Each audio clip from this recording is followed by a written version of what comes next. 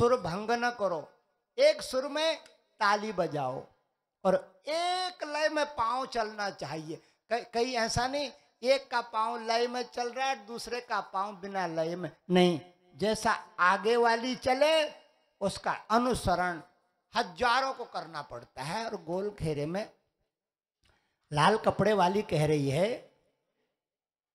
कि गीत गावने स्वर भावने पतित पावने जगदम्बा, इस संसार में गीत गाना चाहिए।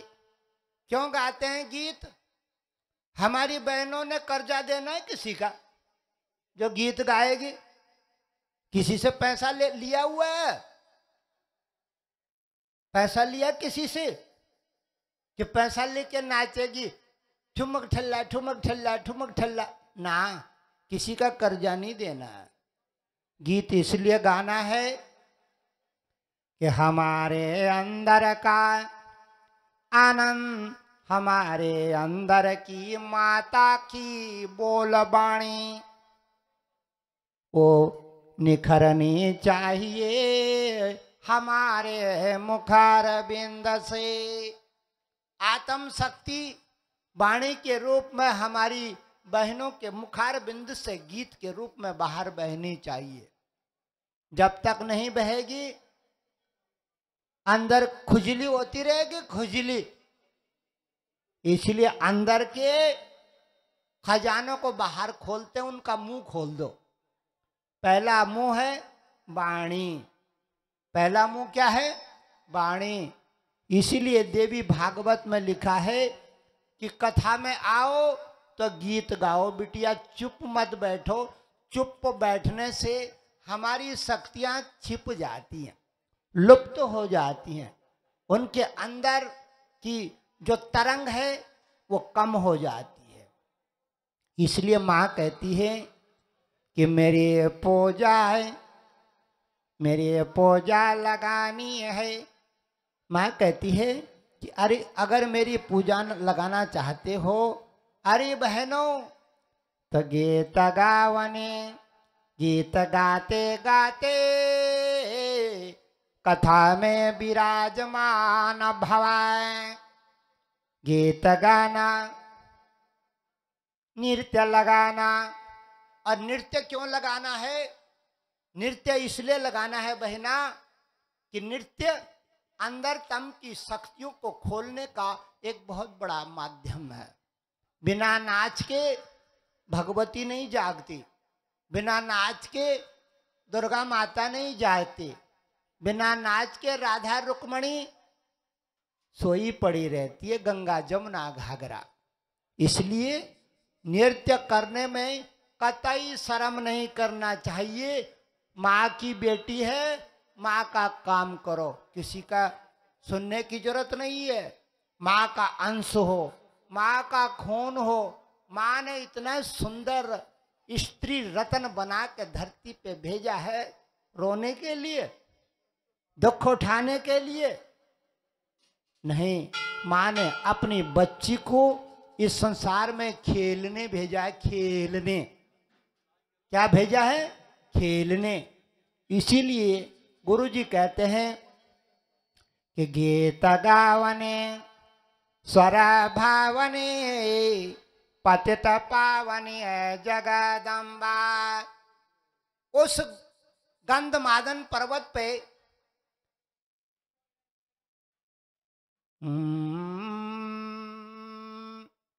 पर्वते गंधमादने, उस गंधमादन पर्वत पे देवियों का जमावड़ा। एक का हाथ दूसरे ने पकड़ा, दूसरे का तीसरे, और गोल घेरे में गीत लगाने लगी। क्या करने लगी?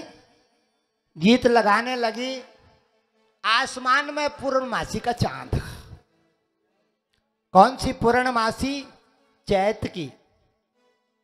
आसमान में चैत की पूर्णमासी, देवियों का जमावड़ा। पर्वते गंधमादने नृत्यन्ते गायन्ते ससुरा। नाचने लगी, गाने लगी। और जब वो गा रही थी मेरी बहनों, तो एक चमत्कार हो गया। जब आप पर्वतों में गाती हैं, जब आप चांद के नीचे गाती है, तो एक चमत्कार होता है। क्या?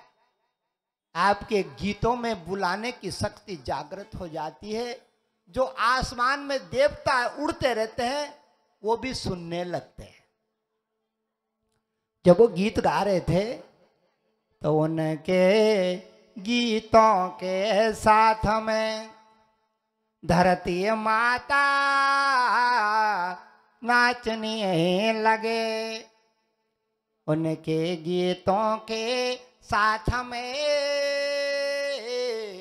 रात्रि चर जागने लगे। रात्रि चर कहते हैं जो देवता रात में चलते हैं, उनको क्या कहते हैं? रात्रि चर। कुछ देवता दिन में चलते हैं, कुछ देवता रात में चलते हैं। हमारी माताओं को अच्छी तरह मालूम है, रात में चोर चलते हैं। कौन चलते? चोर।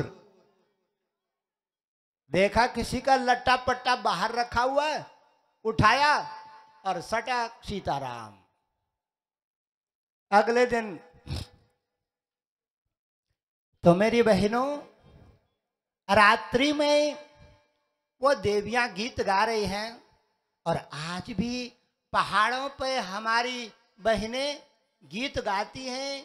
चैत्र के महीने में चंद्रमा के नीचे गोल घेरा बना करके, जिसको हमारी बहनें कहती हैं झोड़ा, चांचड़ी, थड़िया, ये सब उसी का रंग रूप है। देवी भागवत में लिखा है कि ये सारे खेल तमाशे चंद्रमा के रस के नीचे। किसके रस के नीचे? चंद्रमा के रस के नीचे रसा वैसा है। इनका नाम रास है, इनका नाम रस मंडला है। रस का मतलब होता है स्वयं भी रस पीना और देखने वालों को भी रस पिलाना। जो आगे सुनेंगे उनको भी रस पिलाना। उसको भागवत में कहते हैं रस वैसा रास है, उसका नाम रास है। रास का मतलब जानती हो? हमारी बहनें सोचती हैं कि रास का मतलब छुकड़ा छुकड़ी का नृत्य, ठुमक ठुमक। नाना, रास का मतलब होता है भागवत में अपना रस, अपना आनंद बाहर निकाल देना, दूसरे को दान कर देना। अरे बहनों, सच बताना, क्या आपने अपना रस बाहर निकाल के पति को कभी दान किया है? अगर किया होगा तो पति तेरे चरणों में गिर जाएगा, तेरे चरणों में माथा टेक देगा। अगर उसको ये स्वाद लग जाए प्रेम रस का, हमारी माताओं के अंदर इतना रस छिपा है कि वो चाहे तो बड़े से बड़े गुंडे को भी बाल गोपाल बना दें। वो चाहे तो क्रोधी से क्रोधी आदमी को भी सुंदर मन वाला बना दें। लेकिन अपने अंदर की शक्तियों को जगाना पड़ता है। कालिका के मंदिर में आई चंडिका के, और अंदर की शक्तियों को जगाना नहीं सीखा तो कमी रह जाएगी बिटिया। सारा संसार माताओं का गुलाम है। लेकिन सीखे तो सही ना कुछ। खाली आई, दाल भात सटकाया, जयकारा करा, बतड़ बतड़ करके नाची, और शाम को वहीं फिर घोंसले में कुछ लेके जाना चाहिए। कुछ ज्ञान ध्यान, कुछ प्रेम अपनत्व, कुछ कर्म विद्या, ये लेके जाना चाहिए। अब क्या हुआ मेरी बहनों, ध्यान से सुनो क्या हो रहा है। लीला हो रही है अद्भुत। वो देवियां नाच रही है गंधमादन पर्वत पे। गंधमादन पर्वत पे लीला हो रही है देवियों के। गोल घेरे में जैसे पहाड़ में नाचते ना, ओ दरे हिमाल दरे ताछो माता छुमा दरे, ओ दरे हिमाल दरे ताछो माता छुमा दरे, ओ दरे हिमाल दरे ताछो माता छुमा दरे,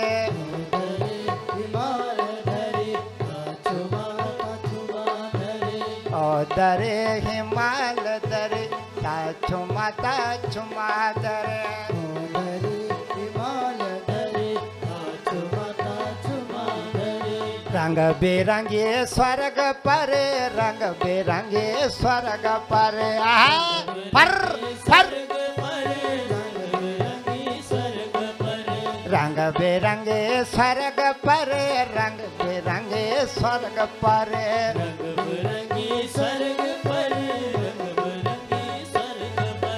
ओ दरे हिमाल दरे ताछो माता छुमा दरे, ओ दरे हिमाल दरे ताछो माता ताछो माता छुमा दरे, ताछो माता छुमा दरे, ताछो माता छुमा दरे, ताछो माता छुमा दरे। रंग बेरंगा स्वर्ग पर, रंग बेरंग स्वर्ग पर, रंग बेरंगे स्वर्ग पर, रंग बेरंगे स्वर्ग पर, रंग बेरंगे स्वर्ग पर, रंग बेरंगे स्वर्ग पर, रंग बेरंगे स्वर्ग पर, रंग बेरंगे स्वर्ग पर, रंग बेरंगे स्वर्ग पर, ओ दरे हिमाल दरे, ओ दरे हिमाल दरे, ओ दरे हिमाल दरे, ओ दरे हिमाल दरे, ओ दरे हिमाल दरे। देवियां नृत्य कर रही है। देवियां नृत्य और गान कर रही थी, तो जब वो नाचने और गाने लगी तो सारा पर्वत नाचने और गाने लगा। जो रात के देवता थे ना, वो जागने लगे। बण के देवता प्रगटने लगे। बण के देवता, बण के देवता जागने लगे और आकाश मंडल पे खेचरों का जमावड़ा। आकाश मंडल में खेचर आने लगे। खेचर का क्या मतलब होता है? खेचर कहते हैं रात्रिचर देवताओं को। जो देवता रात में निकलते हैं अपना टंडा झंडा लेकर के, दिन में कम निकलते हैं, रात में डार के डार, डार के डार। इसलिए देवताओं का जागर रात में ज्यादा सफल होता है, दिन में कम होता है, रात में ज्यादा सफल होता है, क्योंकि रात में खेचर चलते हैं, खेचर चलते हैं। गुरुजी कहते हैं भागवत में, व्रजंती सरवतो दिगव्यय ब्रजंते। ये राग रंग को श्रवण करके, राग रंग को श्रवण करके व्रजंते व्रजंते सर्वतो दिग्व्यय उपदेवा उपदेवा व्रजन्ते सर्वतो दिग्व्यय उपदेव आने लगे। देवता उस धरती की ओर आने लगे उनके गीतों को श्रवण करके। गीतों में बहुत शक्ति होती है, बहुत ताकत होती है। उपदेवा वर स्त्रिया विमान या